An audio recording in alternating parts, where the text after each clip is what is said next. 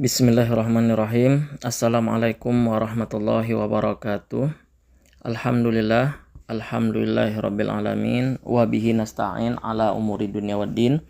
Wassalatu wassalamu ala asyrafil anbiya'i wal mursalin wa ala alihi wa ashabi ajmain, amma ba'du. Baiklah, pada kesempatan ini mata kuliah Ulumul Quran, materi pertama kita adalah pengumpulan dan penertiban Al-Quran, atau tertulis di dalam silabus kalian yang sudah saya bagikan itu Jam'ul Quran ya. Nah, yang dimaksud dengan Jam'ul Quran adalah pengumpulan Al-Quran. Jadi ada dua pengumpulan Al-Quran ini oleh para ulama itu dibagi menjadi dua pengertian. Yang pertama, pengumpulan dalam arti hafazuhu atau menghafalnya dalam hati. Jamma'ul Quran artinya huffazuhu atau para penghafalnya, yaitu orang-orang yang menghafalkannya di dalam hati. Kemudian pengertian kedua, pengumpulan dalam arti kitabuhu kullihi atau penulisan Al-Quran semuanya, baik dengan memisah-misahkan ayat-ayat dan surat-suratnya, atau menertibkan ayat-ayatnya semata dan setiap surat dituliskan dalam satu lembaran yang terpisah, ataupun penertiban ayat-ayat dan surat-suratnya dalam lembaran-lembaran yang terkumpul yang menghimpun semua surat, sebagiannya ditulis sesudah sebagian yang lain. Nah, pada kesempatan ini kita akan membahas tentang berkaitan dengan pengumpulan atau sejarah pengumpulan dan penertiban Al-Quran pada masa Nabi. Yang pertama pada masa Nabi, kemudian yang kedua pada masa Khulafaur Rasyidin.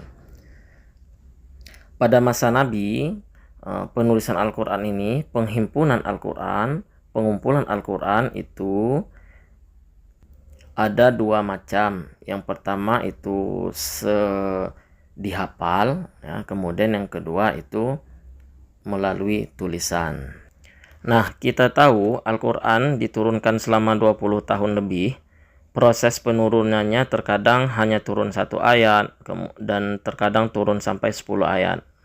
Setiap kali sebuah ayat turun, dihafal dalam hati dan dada dan diletakkan dalam hati. Nah, karena kita tahu bahwa bangsa Arab secara kodrati memang mempunyai daya hafal yang kuat. Nah, sebab pada umumnya mereka itu buta huruf. Nah, sehingga dalam penulisan berita-berita, syair-syair dan silsilah-silsilah keturunan gitu, mereka lakukan dengan catatan di hati mereka. Jadi di zaman Rasulullah itu para penghafal Al-Quran itu sangatlah banyak jumlahnya, dan mereka berpegangan pada hafalan dalam pendidikan sesuatu di masa itu. Nah, termasuk khas umat ini. Kemudian selain Al-Quran itu dihafal, memang Rasulullah itu ada seorang penulis gitu ya, yang menulis, yang diperintahkan langsung oleh Rasulullah SAW sebagai asisten itu penulis wahyu Al-Quran. Nah, seperti Ali, kemudian Muawiyah, Ubay bin Ka'ab, dan Zaid bin Sabit. Bila ayat turun, ia memerintahkan mereka menuliskannya dan menunjukkan di mana tempat ayat tersebut dalam surat. Nah, maka penulisannya pada lembaran-lembaran itu membantu penghafalan di dalam hati. Jadi Al-Quran itu ketika turun, Rasulullah selain dihafal juga, Rasulullah juga memerintahkan kepada sahabat yang ditunjuk untuk menuliskannya. Nah, meskipun ada banyak orang yang menulis ya dengan inisiatif sendiri, tapi yang ditunjuk oleh Rasulullah orang-orang tertentu seperti yang disebutkan tadi, seperti Ali, kemudian Muawiyah, Ubay bin Ka'ab, dan Zaid bin Sabit. Jadi ketika ayat itu turun, Rasulullah memerintahkan. Jadi Al-Quran itu tidak berurutan dari Al-Fatihah sampai Al-Ikhlas, tidak, tapi dia ada kadang satu ayat. Tapi ketika Rasulullah ketika ayat itu turun, Allah memerintahkan, nah, letakkan ayat ini setelah ini, letakkan ayat ini setelah ayat ini, seperti itu. Jadi urutan-urutan dalam Al-Quran itu memang perintah Rasulullah untuk meletakkannya, menuliskannya gitu. Tapi memang pada saat itu Al-Quran itu dituliskan pada lembaran-lembaran ya, lembaran-lembaran maksudnya pada tulang-tulang gitu, atau apa namanya, kulit ya, kulit hewan pada waktu itu. Nah, seperti yang dijelaskan tadi, ada sebagian sahabat juga menulis Al-Quran atas inisiatif sendiri, seperti di pelepah korma, lempengan batu, papan-papan tipis, kemudian kulit atau daun kayu, pelana, dan potongan tulang belulang binatang. Nah, jadi pernah Zaid bin Sabit berkata, kami menyusun Al-Quran di hadapan Rasulullah pada kulit binatang. Itu kata Zaid bin Sabit. Nah, ini menunjukkan betapa besar kesulitan yang dipikul para sahabat dalam penulisan Al-Quran. Nah, alat-alat yang digunakan tulis-menulis tidak cukup tersedia bagi mereka. Nah, selain hanya sarana-sarana tersebut, tetapi hikmahnya, penulisan Al-Quran ini semakin menambah kuat hafalan mereka. Nah, ketika malaikat Jibril membacakan Al-Quran kepada Rasulullah pada malam-malam bulan Ramadan ya, setiap tahunnya, Abdullah bin Abbas berkata, Rasulullah adalah orang yang paling pemurah dan puncak kemurahannya pada bulan Ramadan ketika beliau ditemui oleh Jibril. Nah, beliau ditemuinya pada malam-malam bulan Ramadan. Jibril membacakan Al-Quran kepadanya, dan ketika beliau ditemui Jibril, beliau sangat lembut dan pemurah bagai hembusan angin. Para sahabat senantiasa menyodorkan Al-Quran kepada Rasulullah, baik dalam bentuk hafalan maupun dalam bentuk tulisan. Nah, tulisan Al-Quran pada masa Nabi tidak terkumpul dalam satu mushaf. Biasanya yang ada di tangan seorang sahabat misalnya belum tentu dimiliki oleh yang lain. Nah, menurut para ulama, di antara sahabat yang menghafal seluruh isi Al-Quran ketika Rasulullah masih hidup adalah Ali bin Abi Thalib, Mu'adz bin Jabal, Ubay bin Ka'ab, kemudian Zaid bin Sabit. Nah, dan Abdullah bin Mas'ud. Mereka juga menyebut-nyebut Zaid bin Sabit adalah orang yang terakhir kali membacakan Al-Quran di hadapan Nabi. Nah, Al-Quran telah dihafal dan tertulis dalam mushaf dengan susunan seperti itu. Kemudian ayat-ayat dan surat-surat dipisahkan atau ditertibkan ayat-ayatnya saja. Nah, setiap surat berada dalam satu lembaran secara terpisah dan dalam 7 huruf. Nah ya, sab'atul huruf. Nah, apa namanya? Qiraatu sab'ah, nanti ada materi berikutnya. Nah, tetapi Al-Qur'an belum dikumpulkan dalam satu mushaf menyeluruh atau lengkap. Sebab apabila wahyu turun segera dihafal oleh para qurra dan ditulis oleh para penulis, dan saat itu belum ada tuntutan kondisi untuk membukukannya dalam satu mushaf. Sebab Nabi masih selalu senantiasa menanti turunnya wahyu dari waktu ke waktu. Nah, di samping itu terkadang pula terdapat ayat-ayat yang menasakh atau menghapus ada ayat yang turun sebelumnya. Susunan atau tertib penulisan Al-Quran itu tidak menurut tertib nuzulnya, tetapi setiap ayat yang turun dituliskan di tempat penulisan sesuai dengan petunjuk Nabi. Jadi beliau biasanya menginstruksikan kepada penulis bahwa ayat anu harus diletakkan dalam surat anu. Nah, andaikan pada masa Nabi itu Al-Quran itu seluruhnya dikumpulkan atau dalam satu mushaf, tentu akan membawa perubahan setiap kali ada wahyu turun ya. Makanya dia tidak langsung satu kaligus turun gitu. Az-Zarkashi pernah berkata, Al-Quran tidak dituliskan dalam satu mushaf pada zaman Nabi agar ia tidak berubah pada setiap waktu. Oleh sebab itu, penulisannya dilakukan kemudian sesudah Al-Quran selesai turun semua. yaitu sesudah wafatnya Rasulullah Shallallahu Alaihi Wasallam. Nah, dengan pengertian inilah ditafsirkan apa yang diriwayatkan dari Zaid bin Sabit yang mengatakan Rasulullah telah wafat, sedang Al-Quran belum dikumpulkan sama sekali. Maksudnya, ayat-ayat dan surat-suratnya belum dikumpulkan secara tertib dalam satu mushaf. Nah, Al-Khattabi berkata, Rasulullah tidak mengumpulkan Al-Quran dalam satu mushaf itu karena ia senantiasa menunggu ayat yang menghapus terhadap sebagian hukum-hukum atau bacaannya.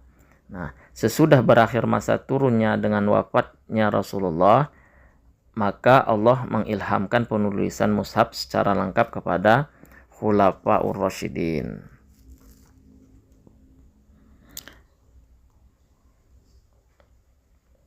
Sesuai dengan janji yang benar kepada umat ini tentang jaminan pemeliharaan Al-Quran.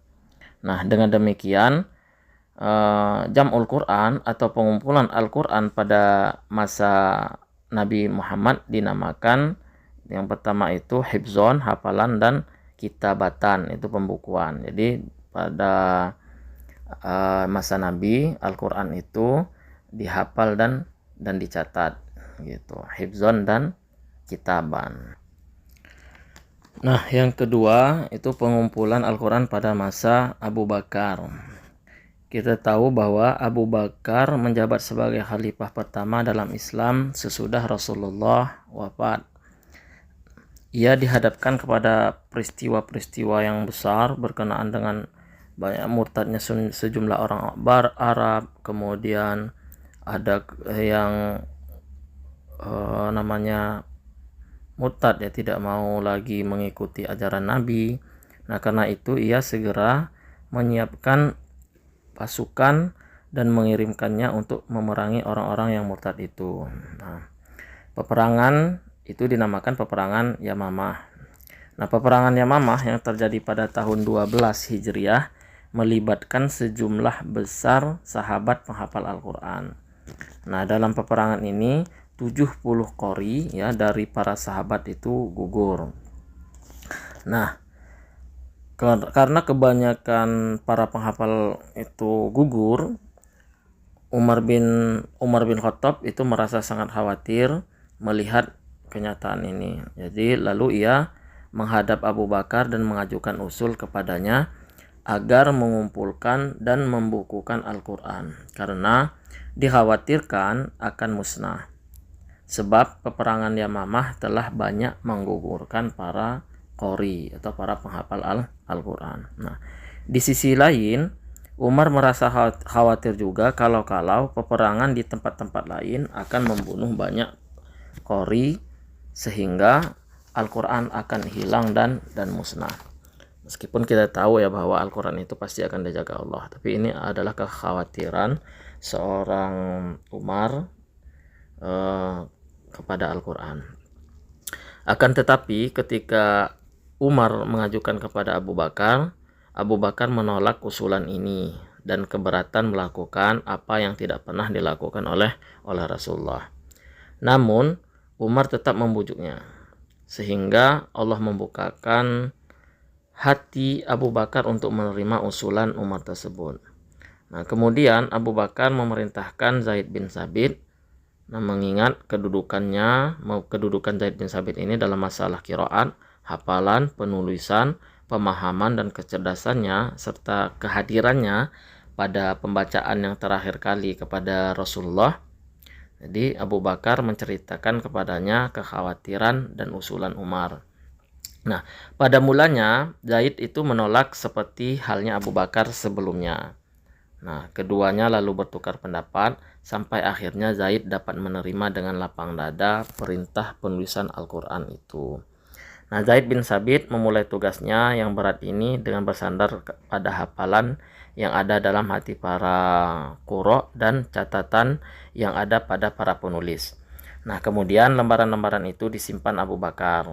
Nah, setelah ia wafat pada tahun 13 Hijriah, lembaran-lembaran itu berpindah ke tangan Umar dan tetap berada di tangannya hingga ia wafat. Kemudian mushaf itu berpindah ke tangan Hafsah, putri Umar. Nah, Utsman pernah memintanya dari tangan Hafsah ketika pertama kali menduduki kursi khilafah. Ini nanti cerita selanjutnya. Nah, selanjutnya Zaid bin Sabit berkata, Abu Bakar memanggilku untuk menyampaikan berita mengenai korban perang Yamamah. Ternyata Umar sudah ada di sana. Abu Bakar berkata, Umar telah datang kepadaku dan mengatakan bahwa perang Yamamah telah menelan banyak korban dari kalangan Qura, dan ia khawatir kalau terbunuhnya para Qura itu juga akan terjadi di tempat-tempat lain, sehingga sebagian besar Al-Quran akan musnah. Nah, ia menganjurkan agar aku memerintahkan seorang untuk mengumpulkan Al-Quran. Maka aku katakan kepadanya, bagaimana mungkin kita akan melakukan sesuatu yang tidak pernah dilakukan oleh Rasulullah. Tetapi Umar menjawab dan bersumpah, demi Allah perbuatan tersebut baik. Ia terus-menerus membujukku sehingga Allah membukakan pintu hatiku untuk menerima usulnya. Dan akhirnya aku sependapat dengan Umar. Nah, Abu Bakar berkata kepadaku, nah lanjut Zaid ya bercerita, engkau seorang pemuda yang cerdas dan kami tidak meragukan kemampuanmu. Engkau telah menuliskan wahyu untuk Rasulullah.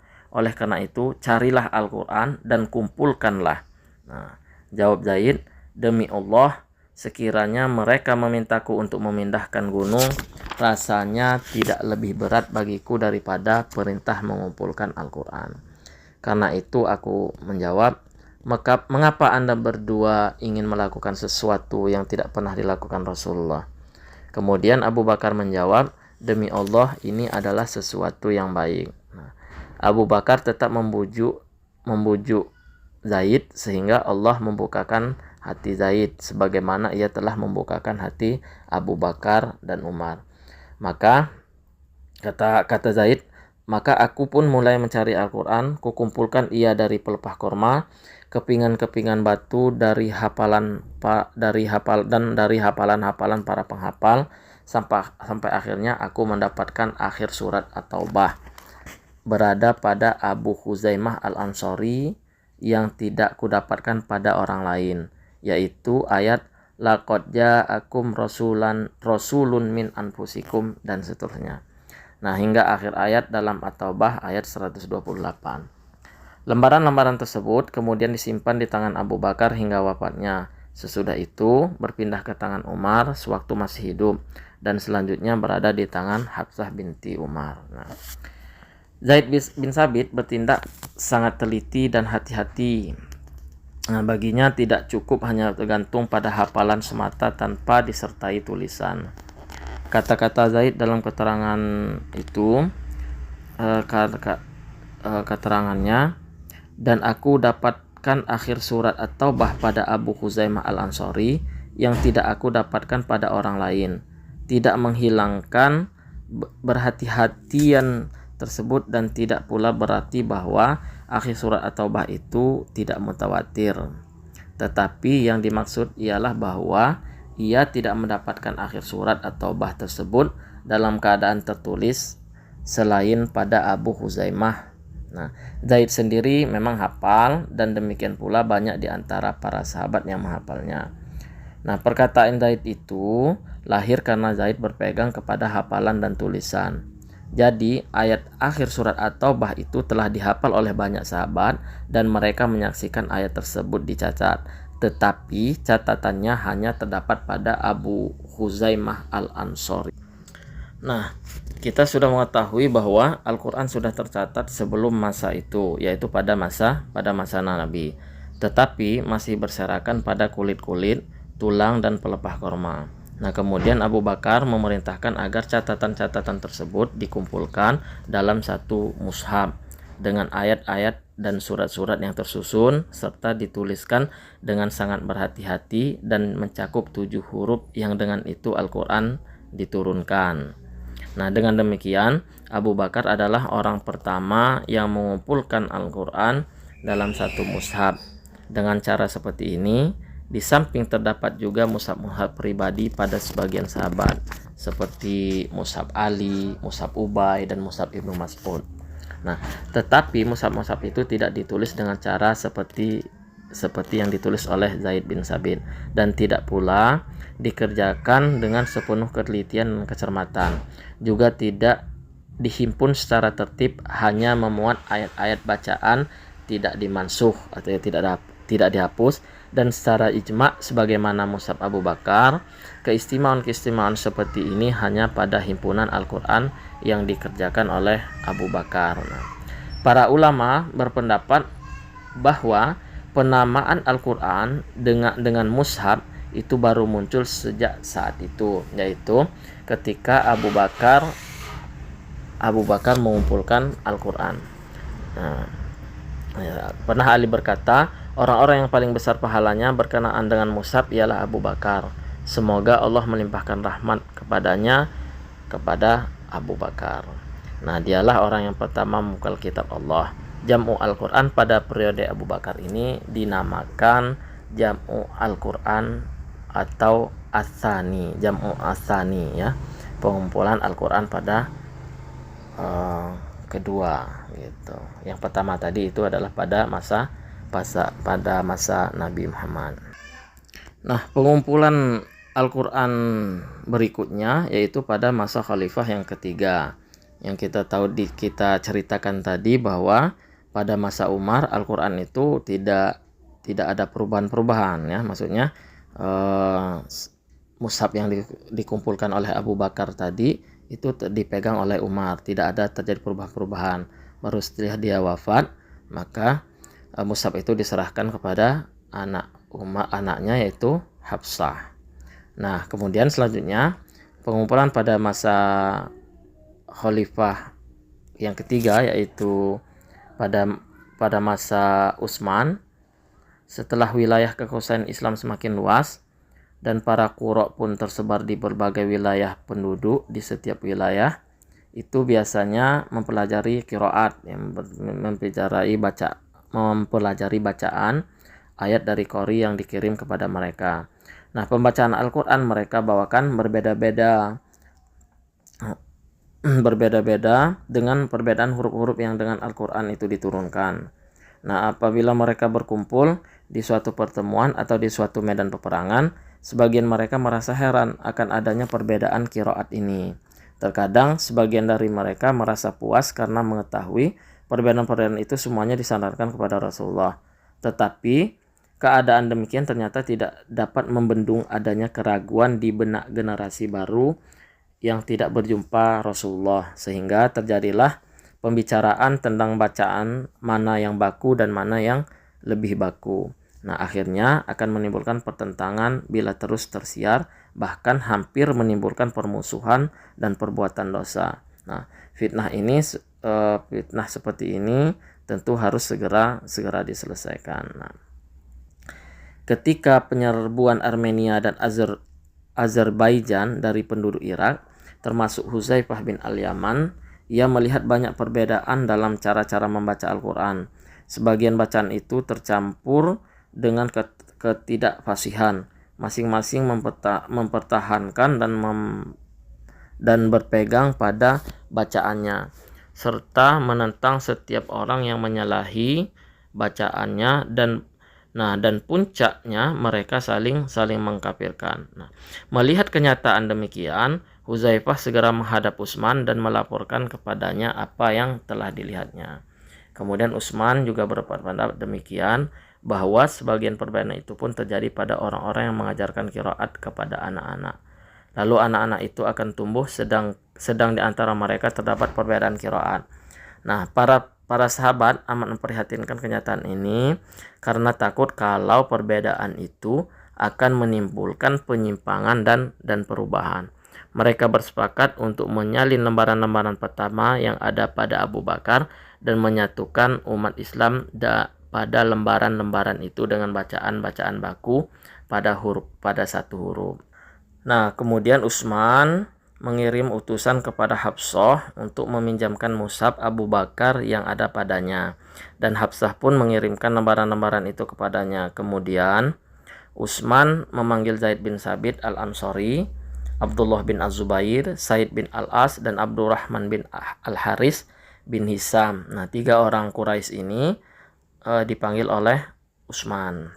Lalu ia memerintahkan kepada mereka agar menyalin dan memperbanyak mushaf. Jika ada perbedaan antara Zaid dan ketiga orang Quraisy itu, hendaklah ditulis dalam bahasa Quraisy, kata Utsman, karena Al-Quran turun dalam dialek bahasa mereka. Nah, mereka melaksanakan perintah itu. Setelah mereka selesai menyalinnya menjadi beberapa mushaf, Utsman mengembalikan lembaran-lembaran asli itu kepada Hafsah. Nah, selanjutnya Utsman mengirimkan mushaf baru tersebut ke setiap wilayah dan memerintahkan agar semua Al-Quran atau mushaf lainnya dibakar. Nah, Zaid berkata, ketika kami menyalin mushaf, saya teringat akan satu ayat dari surat Al-Ahzab yang pernah aku dengar dibacakan oleh Rasulullah. Maka kami mencarinya dan kami dapatkan ada pada Huzaimah bin Sabit Al-Ansari. Ayat itu yang kita sebutkan di awal itu ya. Surah Al-Ahzab ayat 23. Minal mu'minina rijalun shadaku ma'ahadullaha alaih. Di antara kaum mukmin itu ada orang-orang yang menepati apa yang telah mereka janjikan kepada Allah. Nah, kemudian lalu kami tempatkan ayat ini pada surat tersebut dalam mushaf. Nah, berbagai keterangan para sahabat menunjukkan bahwa tidak hanya Hudzaifah bin Al-Yaman yang terkejut dengan fenomena perselisihan tentang qiraat di kalangan umat itu. Para sahabat lain pun juga demikian. Jadi mereka juga terkejut mendengar fenomena bahwa banyak perselisihan dalam qiraat Al-Quran. Jadi demikian itu merupakan sejarah penulisan Al-Quran pada zaman Utsman gitu. Jadi pada masa Utsman itu menyalin dari kitab yang ditulis sebelumnya pada masa Khalifah Abu Bakar. Nah, demikianlah sejarah penulisan dan pengumpulan Al-Quran pada zaman Nabi dan para zaman sahabat. Nah, jadi jelas bahwa pengumpulan Al-Quran pada masa Abu Bakar berbeda dengan pengumpulan pada masa Al-Quran yang dilakukan oleh Utsman, baik dalam hal latar belakang atau motivasi maupun metodenya. Nah, motivasi Abu Bakar adalah kekhawatiran beliau akan kehilangnya Al-Quran karena, saya ulangi, motivasi Abu Bakar adalah kekhawatiran beliau akan hilangnya Al-Quran karena banyaknya para qurra yang gugur dalam peperangan, sedangkan motivasi Utsman adalah karena banyaknya perbedaan yang berujung pada konflik dalam cara-cara membaca Al-Quran yang terjadi di berbagai wilayah kekuasaan Islam yang disaksikannya sendiri. Puncaknya mereka saling menyalahkan satu sama lain. Nah, adapun perbedaan antara pengumpulan Al-Quran pada masa Abu Bakar dan Utsman, itu pada pengumpulan Al-Quran yang dilakukan oleh Abu Bakar ialah memindahkan semua tulisan atau catatan Al-Quran yang semula bertebaran di kulit-kulit binatang, tulang belulang, pelepah kurma, dan sebagainya, kemudian dikumpulkan dalam satu mushaf. Nah, tulisan-tulisan tersebut dikumpulkan dengan ayat-ayat dan surat-suratnya yang tersusun serta terbatas pada bacaan yang dimansuh dan mencakup ketujuh huruf sebagaimana ketika Al-Quran diturunkan. Jadi pada masa Abu Bakar ini dalam Al-Quran itu semua 7 huruf ya, qiraat dialek kalau bahasa kita itu ada semua di dalam Al-Quran itu sesuai ketika Al-Quran itu diturunkan. Nah, sedangkan pengumpulan yang dilakukan oleh Utsman itu beliau menyalinnya dalam satu huruf di antara ketujuh huruf itu untuk mempersatukan kaum muslimin dalam satu mushaf dan satu huruf yang mereka baca tanpa 6 huruf lainnya. Nah, Ibnu Atin dan yang lain mengatakan perbedaan antara pengumpulan Abu Bakar dengan pengumpulan Utsman ialah bahwa pengumpulan yang dilakukan Abu Bakar disebabkan oleh kekhawatiran akan hilangnya sebagian Al-Quran karena kematian para penghafalnya, sebab ketika itu Al-Quran belum terkumpul di satu tempat. Lalu Abu Bakar mengumpulkannya dalam lembaran-lembaran dengan menertibkan ayat-ayat dan suratnya sesuai dengan petunjuk Rasulullah kepada mereka. Nah, adapun pengumpulan Utsman disebabkan banyaknya perbedaan dalam hal qiraat, sehingga mereka bacaannya menurut dialek mereka masing-masing, dan ini menyebabkan timbulnya sikap saling menyalahkan. Karena khawatir masalahnya akan semakin meruncing, Utsman segera memerintahkan untuk menyalin lembaran-lembaran itu ke dalam satu mushaf dengan menertibkan atau menyusun surat-suratnya dan membatasinya hanya pada bahasa Quraisy saja, dengan alasan bahwa Quran diturunkan dengan bahasa mereka. Sekalipun pada mulanya memang diizinkan membacanya dengan bahasa lain selain Quraisy guna menghindari kesulitan. Dan menurutnya keperluan demikian ini sudah berakhir karena itulah ia membatasi hanya pada satu bahasa. Nah, jadi seperti itu ya perbedaan antara Abu Bakar dan Utsman. Oke, demikian tentang pengumpulan dan penertiban Al-Quran atau sejarah pengumpulan Al-Quran yang kita sebut Jam'ul Quran ya. Semoga ini bisa menjadi referensi bagi rekan-rekan sekalian. Silahkan mencari referensi-referensi yang lain yang bisa kita ambil hikmah pembelajarannya sebagai pedoman hidup kita. Akhirnya sampai di sini dulu pertemuan kita pada hari ini. Silahkan semoga kita mendapatkan berkah dari Al-Quran, terutama pada bulan suci Ramadan ini. Berbanyak baca Al-Quran, karena baca Al-Quran itu pahalanya dilipat gandakan ketika bulan Ramadan ini. Jadi tiap satu hurufnya itu dibaca pahalanya jadi 10. Maka berlomba-lombalah dalam membaca Al-Quran.